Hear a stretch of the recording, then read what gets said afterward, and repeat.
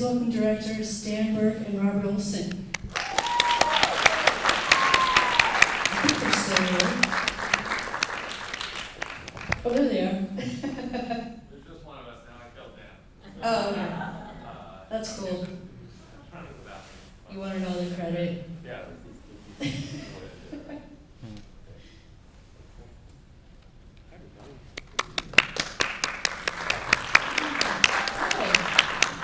Good.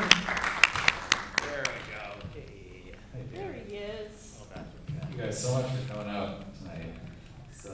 It's really cool to see it on the big screen with a bunch of people that we're not related to. This is actually, to the day, 1 year from our first day of principal photography. Wow. So, some nice circularity. Congratulations. with this. Yeah, thank you. So you guys are a filmmaking team, right? Is this your third feature together? Fourth This feature is our together? fourth, yeah. How did Can't you? forget Steakland 2, the Steakland. Oh, right. Okay. How did you two meet and start working together? Well, funnily enough, we were randomly assigned freshman year roommates at New York University, so we owe a large debt of gratitude You to were Bursar. freshman year. As well as a large dorm debt. roommates? Yeah, and I mean that's that was sort of the foundation for everything. Is we were like best friends for years before we ever started to work together, and I think that's kind of what makes it work. Is we have that brotherly relationship where we can be kind of open and honest with one another. My freshman year dorm room hated me. Sorry. And then Sorry about that. she There's ended still up, time. I mean, I'll see if I can find her. Be like, hey, I really think we need to make up. Do you want to write a script together? One of her siblings unfortunately got very ill, and then she had to leave, and then I got the whole room to myself the second semester, so it's pretty sweet. That's a tough. I mean, I'm not happy that Right, happened yeah, to of us. course, nobody's happy with that. So I'm glad that roommate situation worked out. Yeah, So- in this case it did. Are you guys permanent filmmaking part? Do you consider yourself like every project that you guys look at or write or whatever is Absolutely, it's yeah. just you forever and ever and ever? Yeah, we cut our hands, did the blood oath. There's no turning back now. So is horror what you guys wanna do and wanna keep doing and why why horror? What is it that feels sexy about horror to you guys? I mean, I think that especially starting out, it's a lot easier to get a thriller or horror, really any genre movie made than it is to say, an autobiographical drama about you growing up in whatever small town. It's just, you're gonna stand a better chance if the script you write has there's just a built-in community that enjoys those kinds of films. And of course we are, we're horror movie fans, but we're kind of every movie fans too, but I think that definitely played into wanting to at least start in that genre, is that there's a great community of fans that come out and are supportive but I think that moving forward, we have, hopes to direct all kinds of things. We're working on a big disaster movie. We're working on a sort of straight up comedy. So I don't think that we'll be doing horror forever, but you never know. Yeah, I mean, even within the genre constructs that we have in our last few films, we still really like to subvert those tropes and play with those things. And there's, you'd be hard pressed to find a movie that we are writing or have made that doesn't at least have a sprinkle of levity, some kind of focus on the absurdity of a given situation. And, so yeah, we obviously like comedy too, and doing those sort of genre blends. So I love that this started with something coming out of the sky and falling into the forest. I feel like so many of my favorite horror movies start this way. And speaking of those other movies, are there other horror movies that inspire you and that you particularly looked at to inspire what you wanted to do on Significant Other? Yeah, definitely. I mean, I guess it's maybe important to start with, I don't think we necessarily classify this as a horror. The genre debate is pretty exhausting, and I think, everyone has an opinion on what a movie they watch is and what category it should go into, but we sort of consider this more like a sci-fi thriller, and so a lot of and of course there's a relationship drama kind of that's at the core of that. So a lot of the movies that we were looking at were more in that sci-fi area. Like we're huge fans of Ex Machina and Annihilation, and our initial pitch line for this movie was Under the Skin meets The One I Love, but after we pitched that to a few studios and the execs were like, we haven't seen those, we're gonna stop, we'll stop at that pitch line, we'll think of something more commercial. But yeah, a lot of those sort of smaller movies that take take a relationship or a character dynamic and put it through that sci-fi prism, so that you can kind of tell the story in a nice candy-coated way, but still have those really important, dynamics at the heart of it. There's also a facet of this movie that's about mental illness. What was that something that you knew that you were going to work into your script from the beginning of this, or it came along later? Yeah, I think that's something that we found. The way that this movie was crafted was kind of out of necessity. We started with wanting to just do something in the woods with two characters because we were in the middle of the lockdown in 2020 and we just didn't know if we would ever get back to set again. And so originally we were going into this wanting to, scrounge together a couple $100,000 and try to just do it the old fashioned, go back to our New York indie roots and just like call Micah, who we had a relationship with from our last movie, and go out there and do it. And then as we started to work on the story more, we sort of found what it was about. And I think it's pretty easy to kind of come to the conclusion, okay, there's two people in the woods, they're in a couple, and like, what are they doing? What is eventful about this trip into the woods?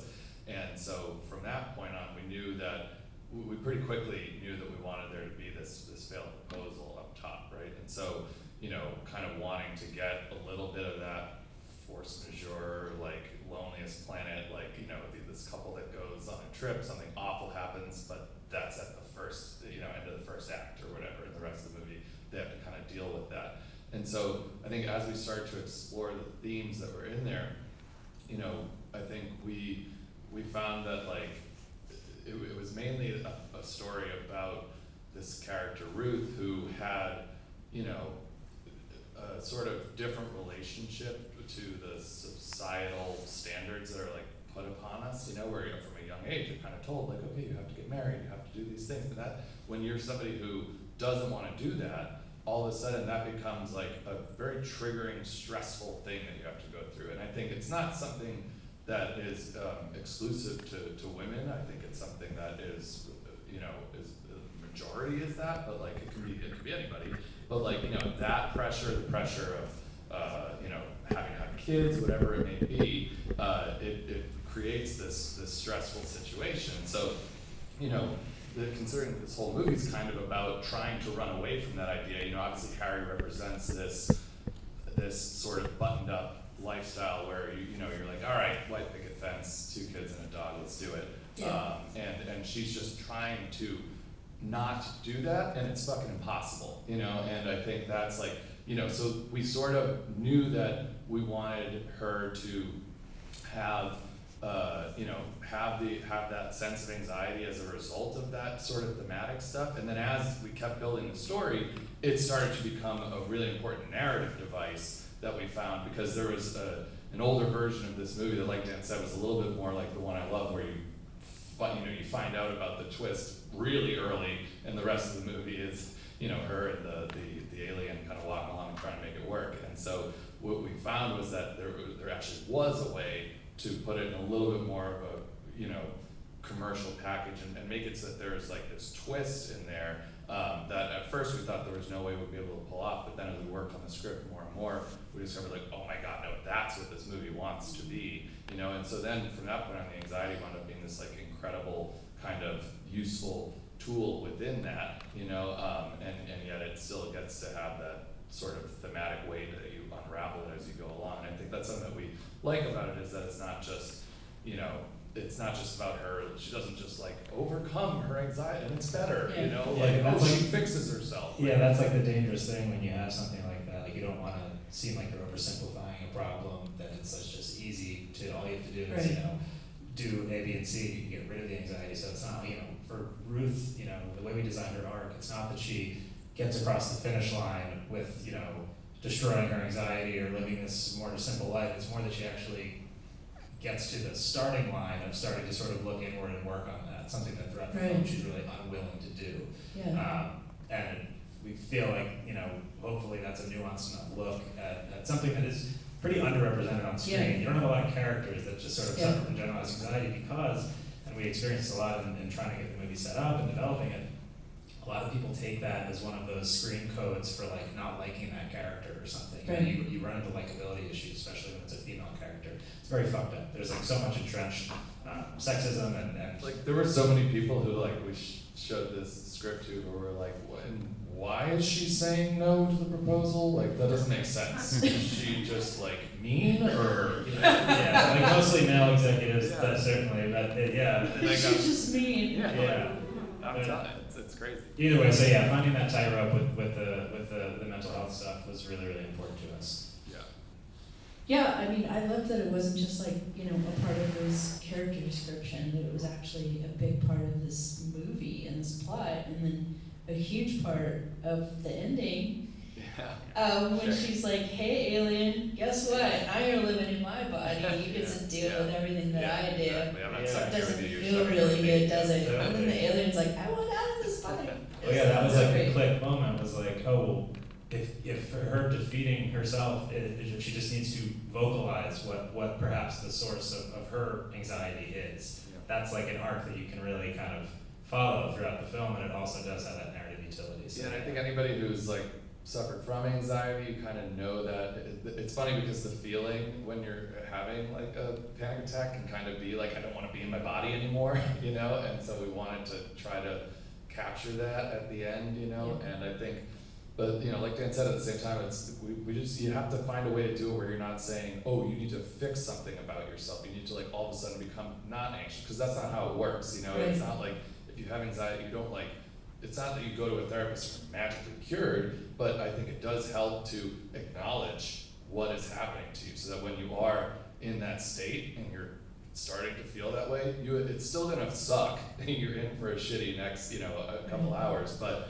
you know, to know that that is something that a lot of people go through, you know, if you're just having your first ever panic attack, you think you're having a heart attack, you know, you think you're gonna die, and it's kind of like the more research you do, the more talking that you do about it, the easier it is to cope with those things, though they never fully go away.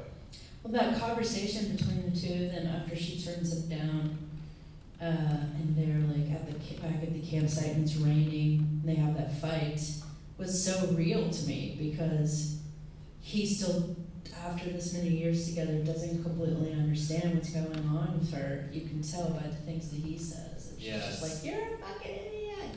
Yeah, totally. No, I mean, we wanted to try to paint a three-dimensional character in Harry that, like, he is well-intentioned, you know, and he does care for her a lot, but there's limits to authentic sort of empathy, like the ability to actually one-to-one put yourself into someone's shoes who's suffering from an invisible ailment, you know, and so he does his best, but sometimes he does misspeak and screw up. And on the flip side of what I was saying before, it's a wonder how much leeway a male character gets with stuff like that. Everyone's like, that Harry guy is amazing. He makes some mistakes, but he's cool.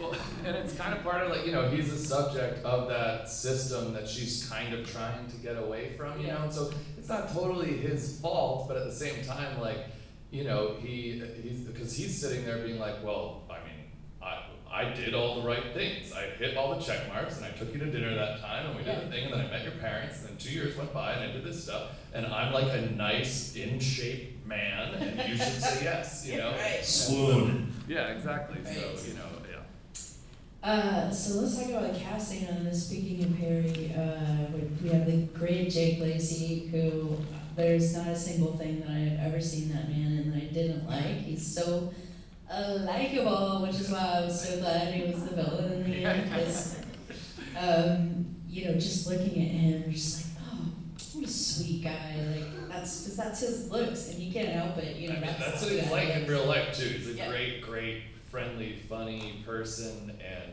he's somebody that like it was so hard to cast this role right, because you needed somebody that was not like, you know, outwardly evil right off the bat, you know, and yet was capable of that, where like, as you look at Jake in Obvious Child, and he's like, you know, just, or a million other movies that he did in his early career where he's just, you know, like he calls it the male version of the Manic Pixie Dream Girl, Yeah. where he's just like the nice guy that like, you know, falls for the protagonist, and, you know, and so, but at the same time, then you saw him in White Lotus, and you were like, oh wait, Yeah. this guy's kind of a fuck, you know, and so like we needed somebody with that sort of dynamic range, and there were a lot of people who were like over here, and they were like funny and cool, but you just wouldn't buy them as the bad guy, Right. or the opposite, where like right from the beginning, be like, that's alien, you know, so it's, yeah. But no, it was nice though to be able to take that kind of off-screen baggage that Jake has and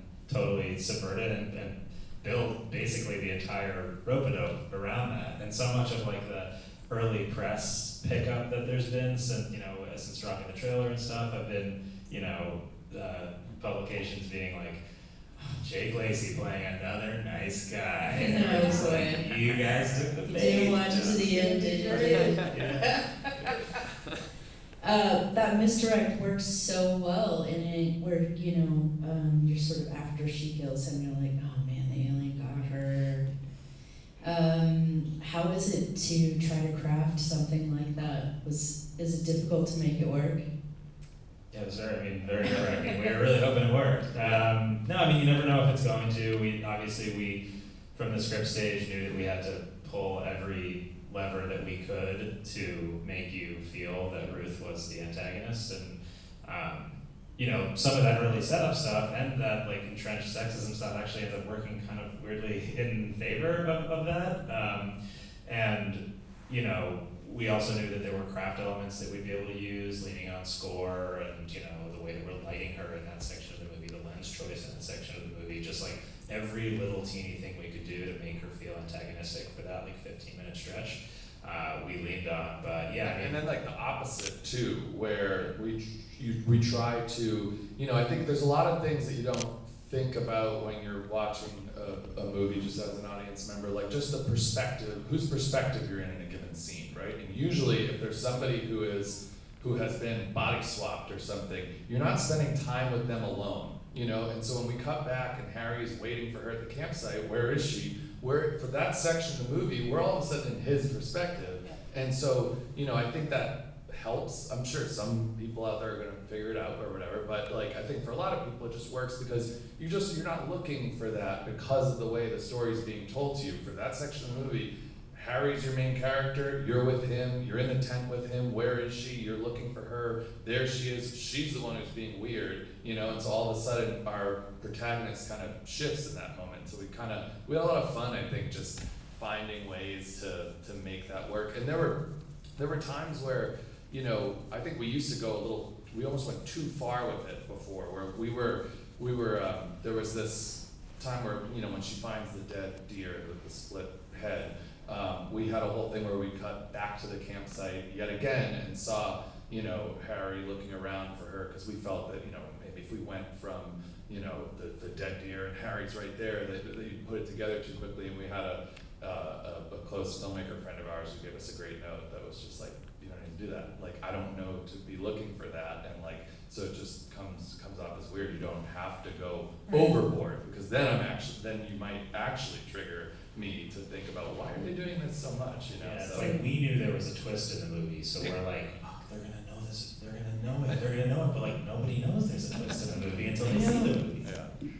I know. That's the hardest part about this too. It's like, how do you It's fucking like market it? it's trying to reverse engineer everything, right? Yeah. I'm just always amazed at when things work so well. I'm like, oh, you got me, like really got me. I'm very glad you got it. So let's talk about the ending on this, because the ending on this indicates maybe sequel. If enough people tweet at Paramount and say we want a sequel, Is that the they'll deal? give us one. No, I mean, we have, yeah, We want a sequel. the story certainly does continue. I mean, we tried to make it, you know, there's no guarantees. Who knows if we'll ever get a chance to continue the story, but we certainly have, you know, a lot more adventures for Ruth, a lot more twists and turns and fun. But yeah, we wanted to make sure the first one still kind of stood on its own. You know, we wanted an ending that gave us that out to continue the story. Also felt like it widened the scope and made you understand that whether we get to show you or not, there's going to be, you know, some shit going down. Well, that alien becomes so interesting in the end because it's fighting, you know, with its own conscience about killing her, and obviously it likes her so much and wants to still hang out with her. Well, I think that's what we, that's what we loved about because we felt like this was an antagonistic creature that was kind of born of the theme of the movie, a bit more of this feeling of like something's clinging to you, and something it's less something that you're not worried about the antagonist killing your protagonist necessarily as much as you're worried about hugging them to death. You know, it's like a little bit more of that, like it's a little more Kathy Bates Misery vibes, you know, and so that was just like something that we wanted to really walk that line of not giving you like. This isn't a movie like about that alien. You know what I mean? There's not going to be like 1,000 movies that are about like the alien's home planet and all this stuff. Like it's we wanted there to be like just enough backstory that you kind of get what it is. Like, okay, they're coming here, they're body snatching. Great, thanks. That's all I need.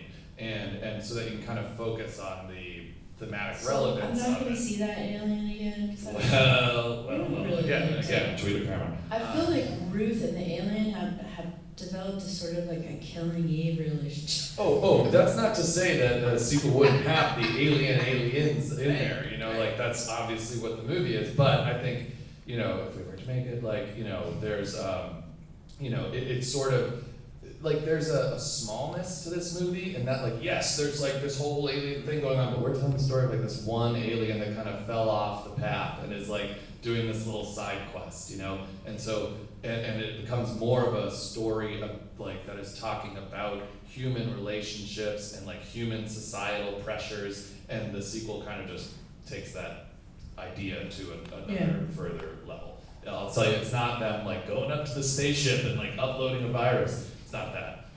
You know, you have a film that you did previously called Villains, right? Was that last year or a few years ago? I mean, the pandemic makes it feel that way, doesn't it? No, that was in 2019 that movie came out. Which I haven't actually seen, and now I'm going to watch because I remember when I looked at your credits the other day, I was like, oh, people told me to watch this movie, Villains, and I never did.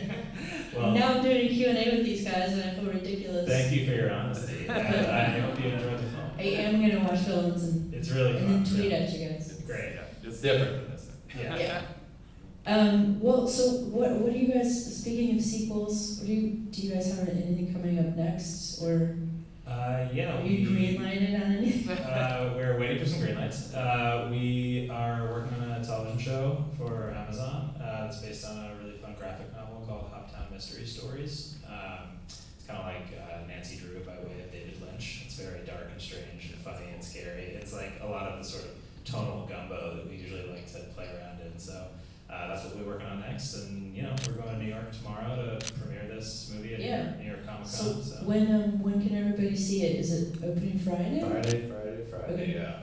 Paramount Plus. All So right. you gotta download Paramount Plus and then have this be the first thing you watch. Yeah, if you have Paramount Plus, cancel it and then sign up for it on Friday so that people think you did it for us.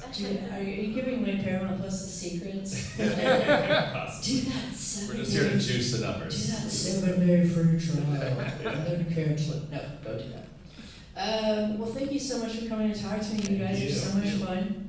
And I can't wait to see what you guys are working on next. Thank you so much. Thanks, everybody. Thank you, everybody.